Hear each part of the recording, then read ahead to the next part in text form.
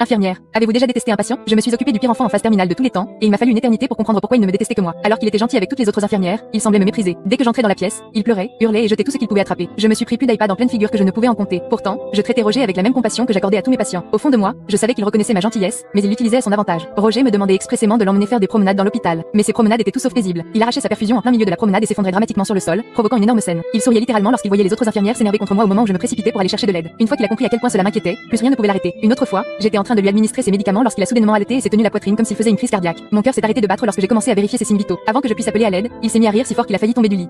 Puis il m'a dit: pourquoi t'inquiètes-tu? Je pensais que tu savais faire ton travail. Un jour, alors que j'étais à l'hôpital, j'ai reçu une alerte d'urgence indiquant que Roger avait subi un choc. J'ai couru pour le trouver par terre, toussant et pleurant. Sa sonde nasogastrique s'était accrochée au cadre du lit et s'était arrachée, ce qui est extrêmement douloureux. Alors que la sonde allait de son nez à son ventre, Roger a pleuré toute la nuit, et je suis restée à ses côtés, le réconfortant jusqu'à l'aube. Tandis que j'essuyais doucement ses larmes, je n'ai pas pu m'empêcher de lui demander: pourquoi essaies-tu toujours de me faire peur comme ça? Sa réponse m'a prise au dépourvu. Entre reniflements et sanglots, il a murmuré: tu es trop beau.